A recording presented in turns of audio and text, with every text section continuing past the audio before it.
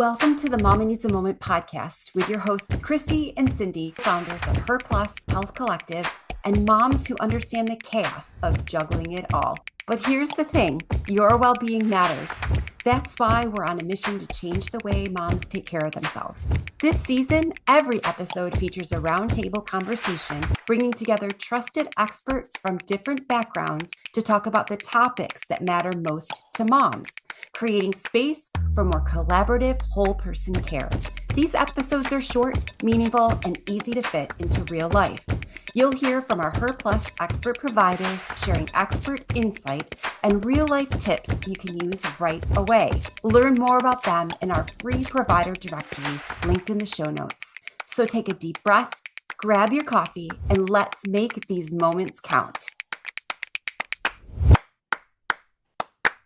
Welcome back to Mama Needs a Moment, and another very warm welcome to our Her Plus expert providers who are joining us for our discussion today on mom metabolism and what changes, what doesn't, and what you can do about it.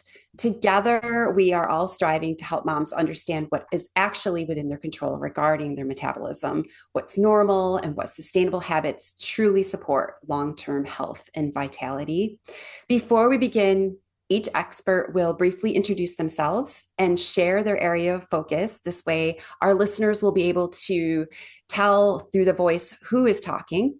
And then I just wanted to make sure I mentioned that our podcast episodes are also available in video format on our YouTube channel. So if you'd like to see all of our experts and the energy we give as we're talking to each other, that's another option for everyone that's listening. So I'm just going to go ahead and look across my screen and whoever is first, and that's Kate Lehman. Kate, can you jump on and say hi and introduce what you do? Sure. Hey, everybody. My name is Kate Lehman, and I am a certified nurse midwife. I have been working here in the Triangle since 2009 in a variety of areas, home birth, birth center, and attending births in hospitals. And I recently started a practice called Mother Love Wellness after having observed some of the gaps in women's healthcare. I'm focusing on early pregnancy, less than 10 weeks gestation, the first postpartum year, and the perimenopause. I'm Abby DeVries. I'm a family physician and certified menopause practitioner. And I also recently opened my own practice. It's called Sabia Health. It's a direct primary care practice focused on women in midlife, located in Durham, but I can see anyone in North Carolina virtually. And so I'm actively recruiting for patients who are just looking for kind of full scope primary care or just need some help getting through menopause and perimenopause. I'm Catherine Andrew, and I'm a registered dietitian. I have been in practice for about 20 years and have a practice that works primarily with women. And we do comprehensive nutrition, whole body support, where we focus on digestive health, hormone health, and metabolic health, and really love to support the nervous system above all else as it relates to nutrition and health in that way. I have recently, in the last few years, delved more into focusing specifically on women in perimenopause.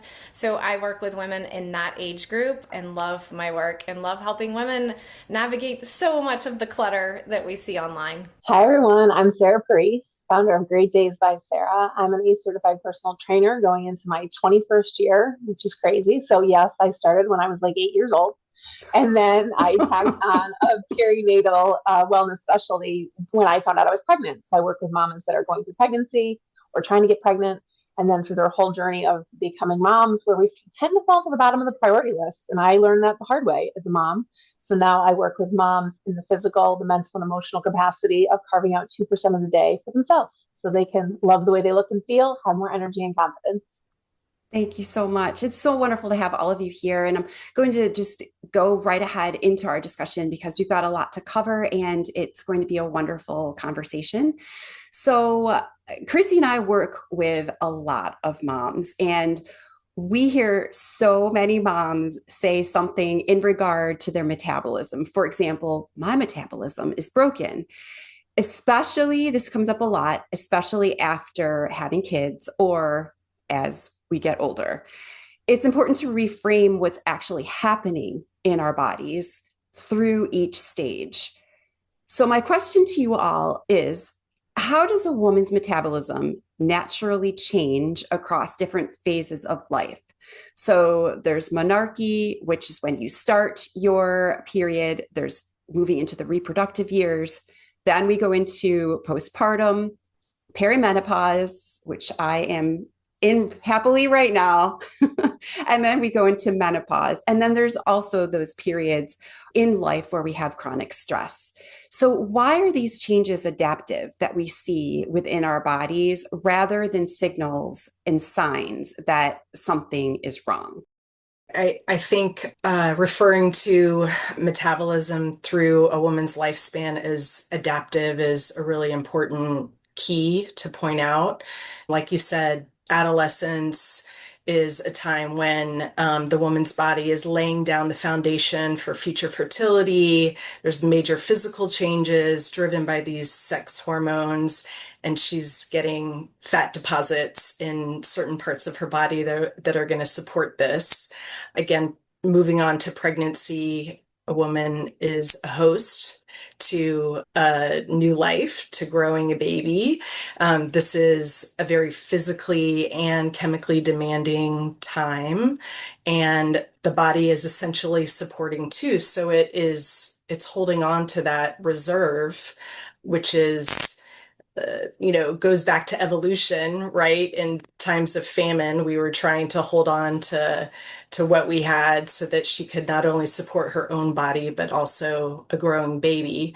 So, a lot of women fear that change in their metabolism that happens in pregnancy, but these are all just really adaptive measures that have deep roots in evolution. And if we can understand, educate ourselves, and try and work with these changes rather than fighting our bodies, it's so much more helpful. And to take that kind of a step further, kind of scientifically, for example, in pregnancy, we naturally become more insulin resistant so that we make sure that the baby, the fetus, is getting enough glucose. And then that can be maladaptive if we're kind of in an environment where we're getting more carbs than our ancestors used to. But then if we kind of manage that appropriately, then postpartum insulin resistance tends to go down. It's a time where if you're doing things to stay active and have a fairly healthful diet, that kind of weight that you naturally put on can come off. But then it's also challenging with our current environment with kind of parents taking on a lot of burden. There's not always a village. And so, but there's that evolutionary background and that biochemical reason for that. And then I think is later in life, for reasons I don't think we totally understand, we sometimes see the same thing where the insulin resistance starts to go up in perimenopause. And there's lots of parallels to postpartum and perimenopause. I'm not sure we have a really great reason for why that happens, but at least that we can kind of say that is what's happening. And if you understand that, it can be helpful to kind of figure out how to achieve the, kind of body composition that you're looking for. And then to tack onto that with the mental health aspect, with the mental health and mindset, I think it's easier said than done when you're in it, but to look at it as a season of life, that this is not a forever thing. This is going to ebb and flow. And there are things that are in our control. Like rather than throw in the towel and be like, oh, I'm perimenopausal, a lot of the women I work with now, it's like, no, we can do things. And insulin's a huge example of like, I'm in the middle of a sugar detox challenge right now with my Facebook community of just like really cutting out the processed foods. And you can control what you put in your body. You can control how you move your body and stay hydrated. And there are things that we can do, not to necessarily put a Band-Aid on it or completely feel better tomorrow, but to work in that direction as we go through these transitional periods.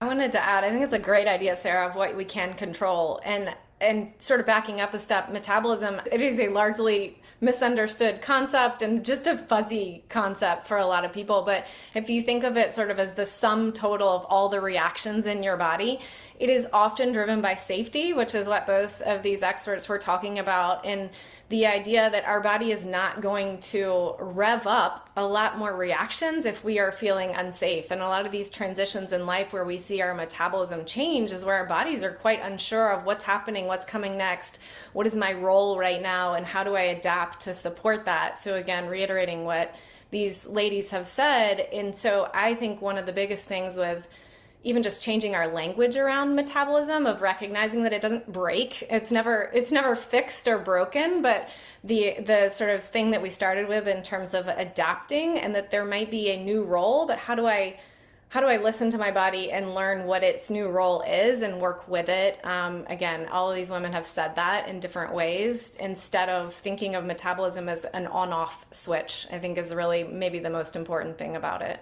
I like to refer to it as a renegotiation. They're constantly, discussing the terms, like where are we at now in our life? What needs to change, be adjusted to better support ourselves? That's funny. I always talk about it in terms of relationships and parenting as well, right? And that, like, you would never say I'm suppose there could be a point where it's broken, right? But it's more like, what do I need to give and take, and what needs to shift and adjust? And thinking about it through that lens is a great way to think about it, rather than this sort of biochemical on-off stop type thing. You all mentioned this a little bit, but I was wondering if you could go into a little bit more detail on what metabolism is. I think a lot of people just assume that it's how your body burns calories and how it shapes your body, because we are a society that's very driven by our outside appearance. So, small bodies, large bodies. So can you talk a little bit about it in more detail on, is metabolism more than just the burning of calories or the use of calories? This episode is brought to you by Her Circle, the ultimate community for moms looking for real connections, meaningful experiences, and expert support. From mom's night out and family adventures to book club, volunteer opportunities, and expert workshops, Her Circle is where moms come together to learn, laugh, and lift each other up. Spots are limited, so join the waitlist at herhealthcollective.com/membership and be the first to know when doors open. I liked what you said is sort of like the sum total of all the reactions that are happening in your body. And we have sort of four main macronutrients that are metabolized or utilized in the body. But then there's also lots of micronutrients and other kind of small chemicals that are used in all these different reactions to power our body. And that's really kind of what our body is trying to do, is to power it to do what we're asking it to do. But then a lot of what we think about is like what's left over, sort of in fat deposition and things like that. But I'm curious, Catherine, how you would expand on that. Yeah, I mean, exactly the same thing. And Cindy, like, ultimately, yes, it is how our bodies use calories, right? So, and sort of fuel, maybe a better way to think of it, and that encompasses those macronutrients is how I usually describe it, rather than calories, because our brains goes lots of places there. But also recognizing there's all these different systems of using fuel in our body, right? So my brain is using fuel, I'm detoxing things, my liver is using fuel, right? So there's lots of different processes, again, happening in our bodies outside of just, have I taken a walk today? When we think of calories, we immediately think of movement and diet, and that's it, and we keep those compartmentalized. So when we think about like all of the different ways that our body is using fuel in a moment to moment type thing, and then storing that fuel, which Abby just talked about a little bit, right? So that plays a role as well, which is where the whole insulin piece comes in. But is our body storing more? And that goes back to the idea of these changes, adaptive changes, than it does in other seasons of life. So ultimate, like, in a very like simple way, yes, it is how our body is using fuel, but then there's lots of different pieces of that equation, I guess is what I would say. One piece that I talk about almost daily is like the building and the repairing in the metabolism. And the repairing, when most of the repair happens, is when you're sleeping. And during all of these transitional periods, sleep is usually interrupted in some way, shape, or form when you talk about these major life changes. So that's like another tricky piece of it. It's like, we know we need to sleep. We know our body's repairing and restoring during sleep. But yet during these important parts of when things need the rest, we aren't getting it, especially as moms. So it's like another piece of the puzzle that you're like, yes, I need the sleep, but this is usually the time, like going through perimenopause. I don't know about you, Cindy, but I'm up from 2 a.m. till 4 a.m. So if anyone ever wants to hang out, that's my prime time now. So it's ironic that we need the sleep and we need time to repair, especially now as our body's not healing as fast.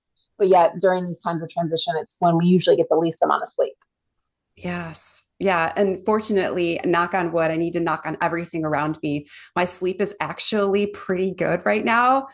Thank goodness. There's definitely other things that I'm noticing going through perimenopause, and I'm sure we'll be touching a lot more in our conversation on the changes that happen in perimenopause.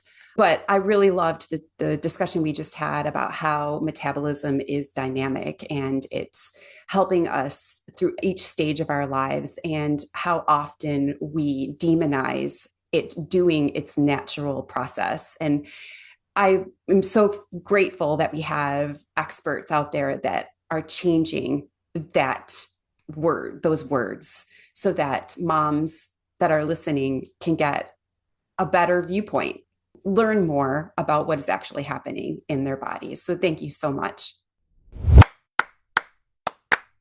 Come back for our next episode, where you can get more information from our HerPlus expert providers in this current roundtable discussion on the topic of metabolism. That's a wrap. You carved out a few moments just for yourself, and that's a big deal. We understand that time is limited, but we've got your back, which is why we keep these episodes short, sweet, and packed with goodness. Don't miss a thing. Hit the follow button so you're always the first to know when a new episode drops. If you had as much fun as we did, let us know by leaving a review. And remember to let other moms know that we're here doing motherhood alongside you, grateful to share a few moments taking care of you.